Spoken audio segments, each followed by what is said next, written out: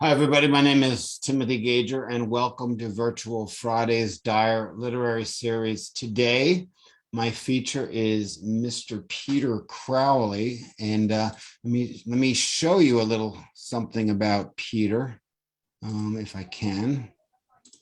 Here he is. Let's go to his About page. If you really want to know whatever you want to know about Peter, is Peter Crowley, author.com. But Peter's a Massachusetts guy, same as myself, and he studied conflict resolution, global studies from Northeastern University. He works as a senior semantic enrichment specialist for a prominent library science company. He also plays in a bluesy rock band in Boston and New York. His writings can be found in a big long paragraph of places, and there's quite a nice and lengthy list. And Peter's still going strong. He's recently published 3 short stories in 2022. His poetry book, Those Who Hold Up the Earth, was released by Kelsey Books on June 9th, 2020, and it's available right on Kelsey Books website. So, which is always a great place for the publisher and for authors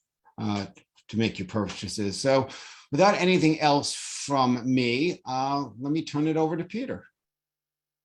Hey, Timothy, thanks for having me. We get started from that book that you just mentioned, Those Who Hold Up the Earth, published a couple of years ago. In ways, it seems like a second ago. In other ways, it seems like 10 million years ago. But this one is called Lick of Spring. And you might remember a couple of days ago, it was like 65 degrees in Boston area, and now a bunch of snow. Anyways, a lick of spring temporarily ossifies winter's thick nasally curtains. The clenched palm unravels like traffic devolving past Dhaka's market town suburbs, where green and flooded rice paddies stretch on for as far as the eye can see. Teenage boys strut down the sidewalk as only teen boys do. Enthusiastic Spanish accents ricochet through sunsetty air. The smell of the concealed emanates. Rock salt covers sidewalks. A young Black woman walks down Main Street sidewalk on her phone. It's been one of those days where when I get a pizza later, I'm gonna fuck that shit up. A Haitian grandmother limps across the street behind her 4-year-old grandson. A white, ruddy-faced, bearded landlord waits on the other side. She tells her grandson to wait up and then addresses the landlord. I'm not feeling very well today. I've just come back to get a few things. The man doesn't look happy. A young white woman lolls on her front steps, chatting on the phone. Dude, I've been sitting here for like an hour because it's so fucking nice out. Is it spring yet? No, it's just early February in New England. And the groundhog, as usual, is fucking with us. This one is called Time's Recurrence and Vanishing. An effervescence epoxy sits on tawdry shelves in void environs of absence. With the click of the heels, theories emerge from Yeats's brain, dwelling in Northwest Ireland's coastal midst. These skies that turn from sun-gazing fields of sheep meadow to abrupt maelstrom rains that soon again yield azure. The fairies perform a cello dance around the sleeper's head. The sleeper, head resting on a recurrent pillow, dreams of imbibing liquid coal from a tornado-shaped funnel. Meanwhile, the dead, in their closed-eye, deep soil stare, provide feed for beetles and maggots, while their hydroxyapatite dust fuels soil fecundity. The amorphous fairies leap from hillside to hillside, yielding farrow in the dead's moonshadowed wake. In turn, farrow is raised by keepers of the land, their agriculturalists, who ripe them to a ripe age until they are slaughtered and eaten. That night, following the feast, farmers sit up all night with family and friends, recounting stories of sea-dipped pasts where Coleridge's albatross lingers still. Burdened by the weight of time, not released until narrative memory fades into the darkened, empty evening of the passing waves of generations. This one is called Mudsill Populist.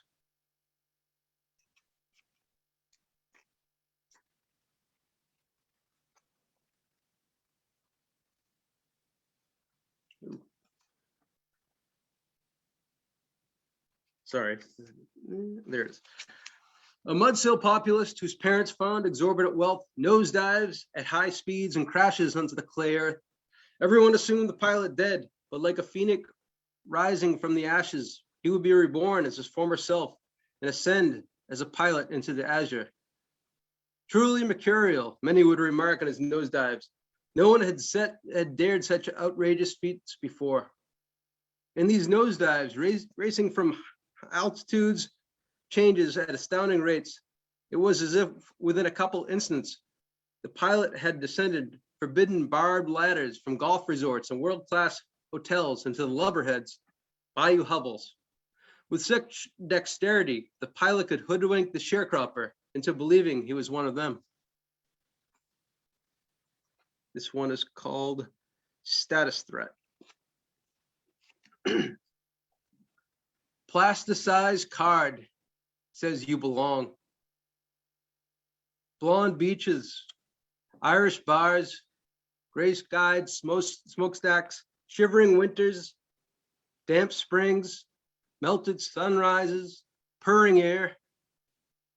People among you walk with folded lantern, loud saris, pulsating sound waves, cloaked in hijab, mangling holy French, reeking of curry and cologne. Drooping Frankish eyes lament. Things are different now. And this is the title poem of this book called Those Who Hold Up the Earth. There are people who hold up the earth with raised soil-drenched arms held high. They are weary. Their gaze diminished by the underground's thick, dark haze. Are they a rickshaw puller, or did they pave the road he rides upon? Are they dishwasher with the stink of sodden food permeating wrinkled hands?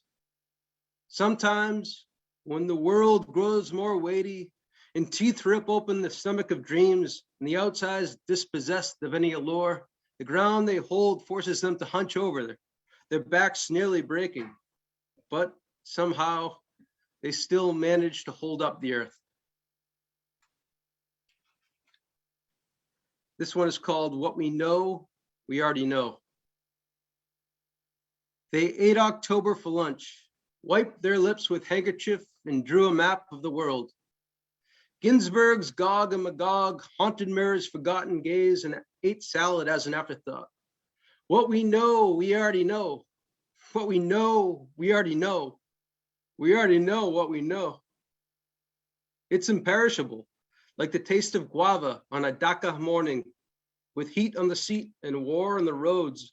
It doesn't break down from tiny black hole slices in the mirrors gulping Adam's apple, nor from the stinking putrid odor of truth. It will tell us where we are in the GPS, even if we lurk in a city fathoms away.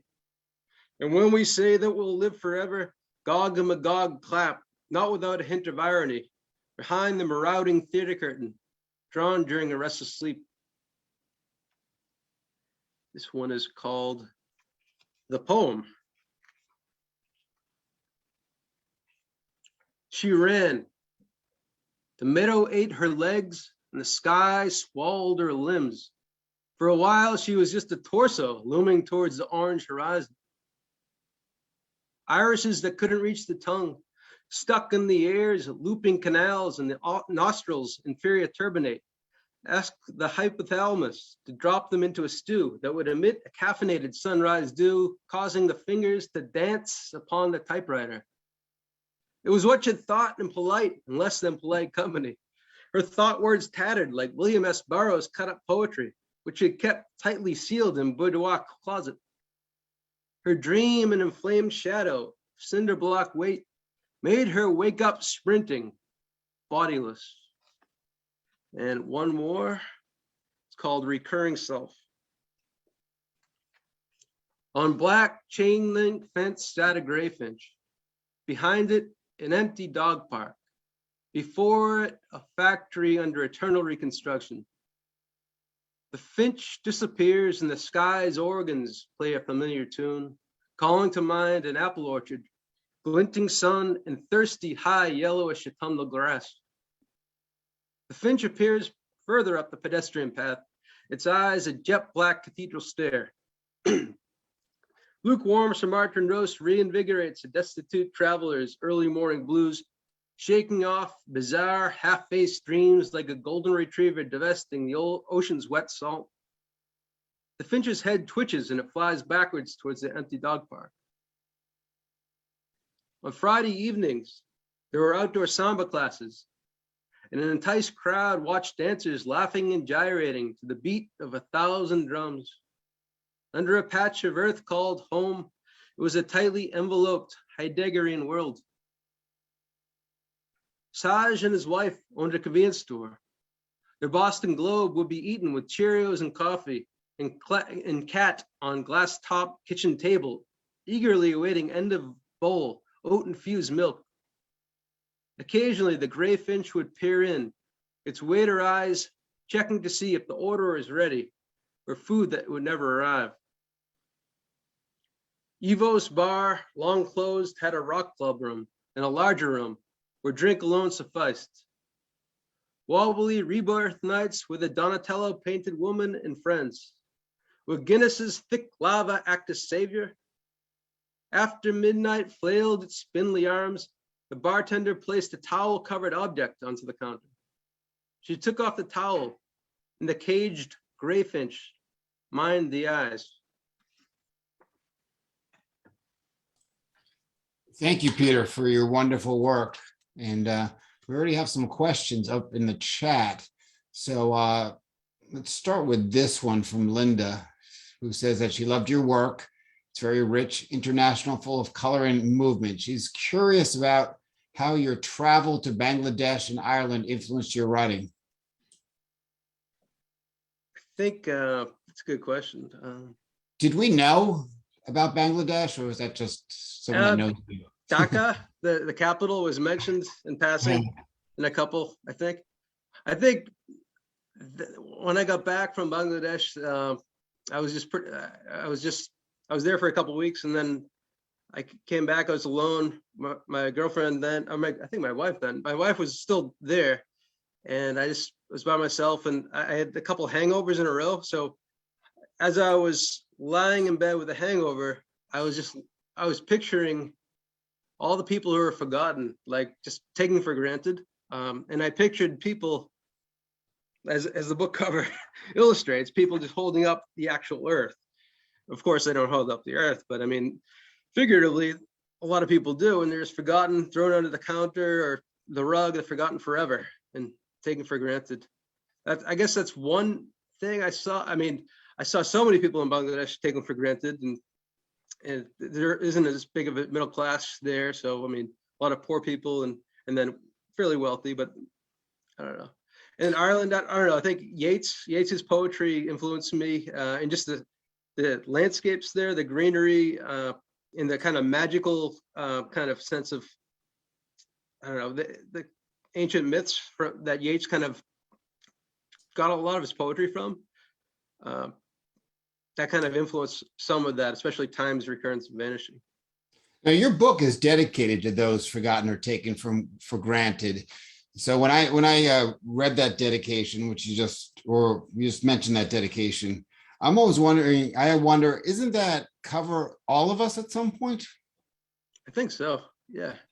I mean, maybe not everyone, but I think most people, I would say. I mean, at times. Yeah, I would agree with that for sure. Now, you studied conflict resolution and global studies. Are they together? Because we could kind of use both of them merged at the moment. No, it was like one was the main kind of thing, and then the concentration was conflict resolution within kind of global studies. All right, we got a question here. I'm going to branch to your music a little bit. So your music, your songs, when you play songs or write songs, they come to you the same way like your poems or stories come to you, or is it different? I think I haven't written a song in a while, but they're more, when I play music, it's more recycled stuff I used to play. But I think when I sit down and write either poetry or fiction or essays or whatever, I'll sit down purposefully and try to, but a song will just like, it will go in my head, a tune, and then I'll just like start sing to myself or something, the lyrics a lot of times.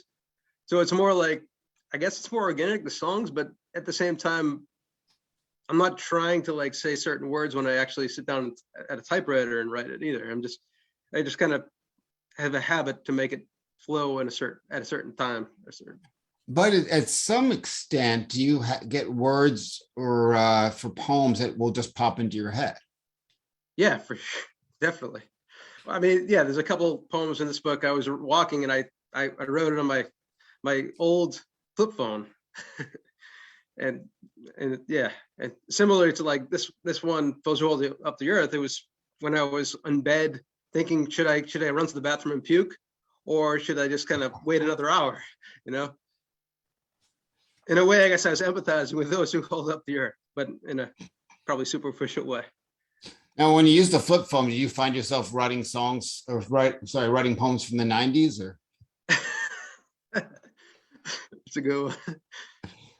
I mean, Barbara wants to know, who's your favorite blues rock guitarist? oh man, it's a good one. I mean, I mean, Stevie Ray Vaughan's up there. Hendrix isn't really blues, but sort of. And there's a slide guitar person, I can never remember his name. I'll Google it and I'll find it in a second. What's his name? But he's amazing.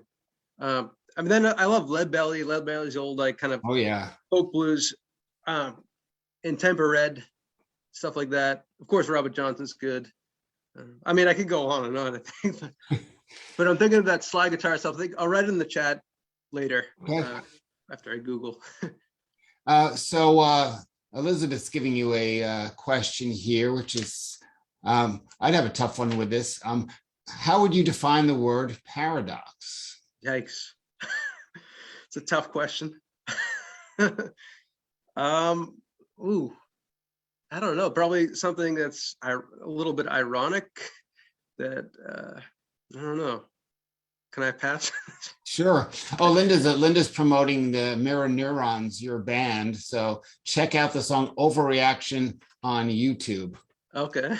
It's priceless. It's on YouTube. Really? It's priceless. So you don't have to pay YouTube anything. I didn't even know it was on YouTube. There you go. So also, you are now a content specialist production coordinator for a library science company. What does that entail? Oh, so it's like machine learning stuff and training machine to do what basically I used to do as an indexer or abstractor. So we would abstract scholarly journals or any kind of journals, New York Times, Wall Street Journal.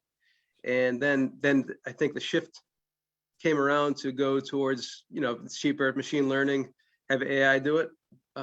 So now those who weren't like laid off are training the machine to do what we used to do. It can be interesting, and once you kind of make peace with it, somehow you kind of it's all good.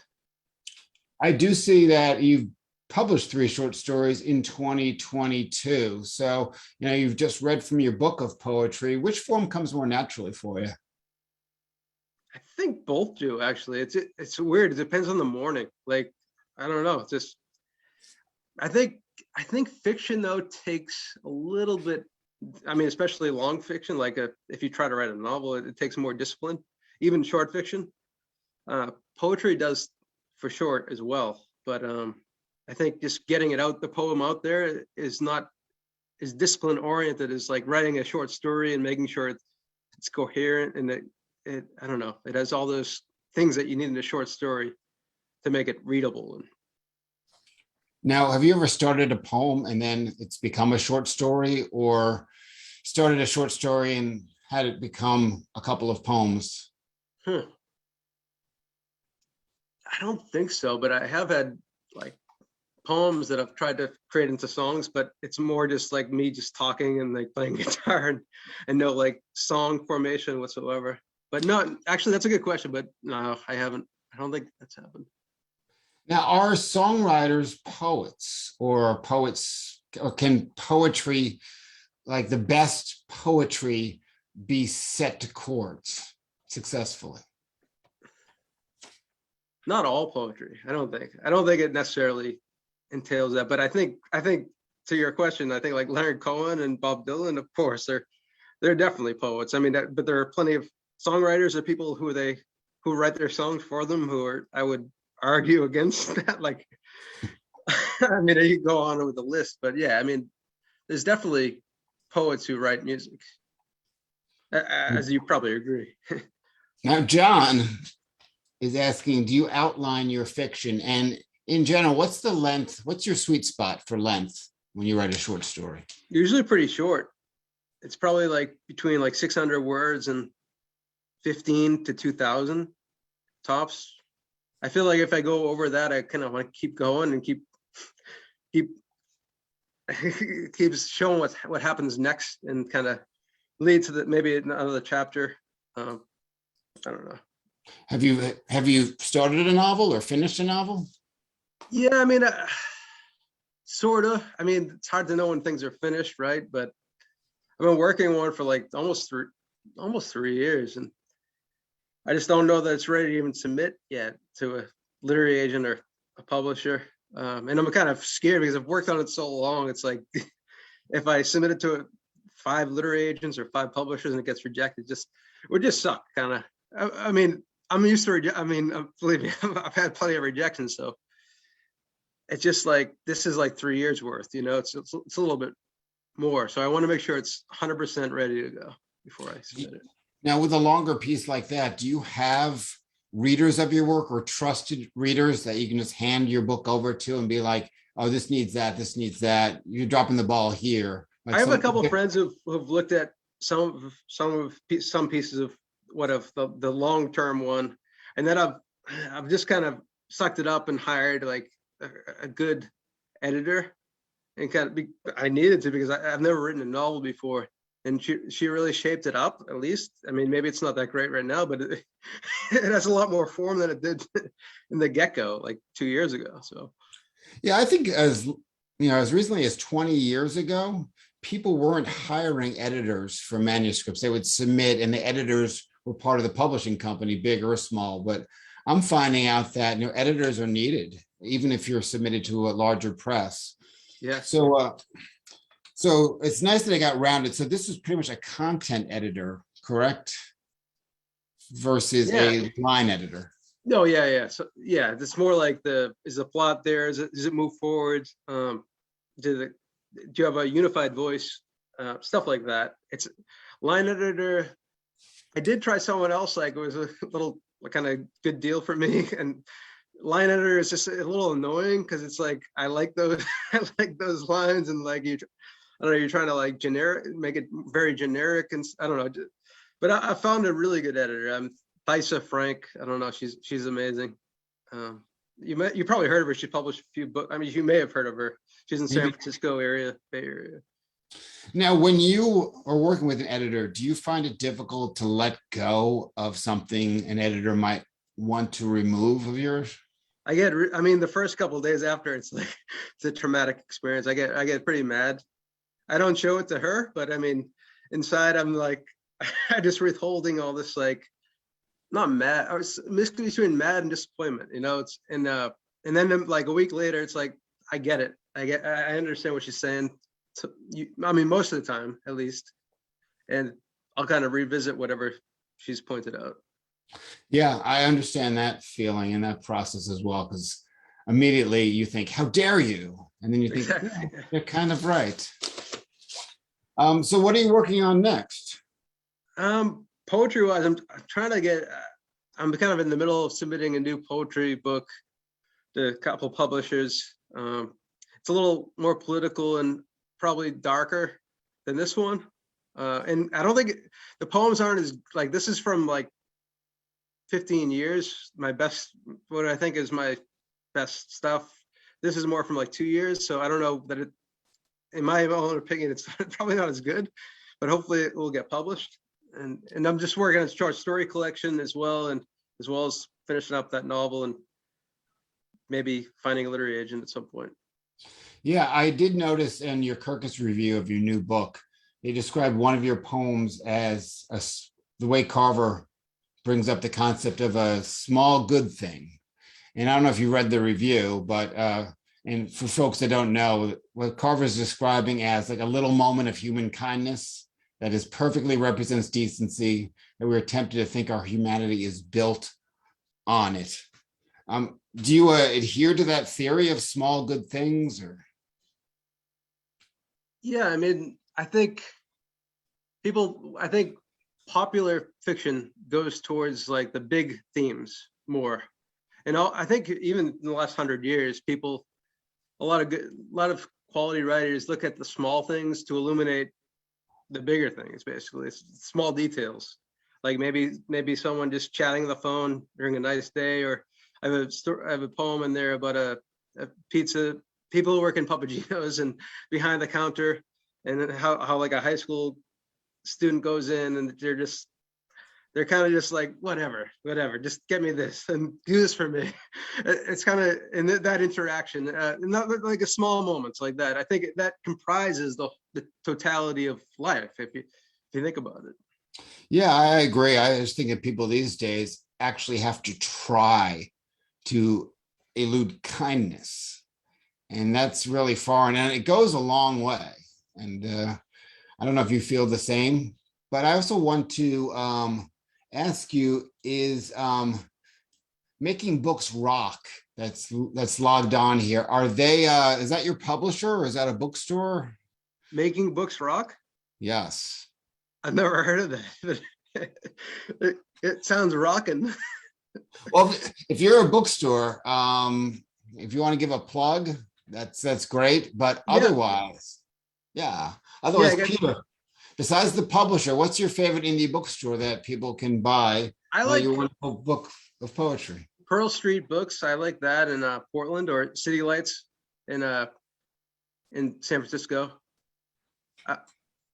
City Lights is amazing, of course, but yeah, and Pearl Street's really great in Portland, Oregon.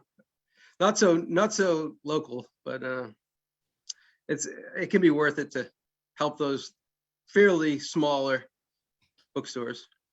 Well, that's great. And thank you for, the mystery is solved. It's Minnie Ariel King is Making Books Rocks, and she is a publisher and a poet herself and a memoirist. So that's great. And Peter, thank you so much for being with us and reading and answering questions. If you want to know more about Mr. Peter Crowley, go to his website, and what you can see, if you'd like to check out his publisher, there it is. There's Kelsey Books, and there is his book.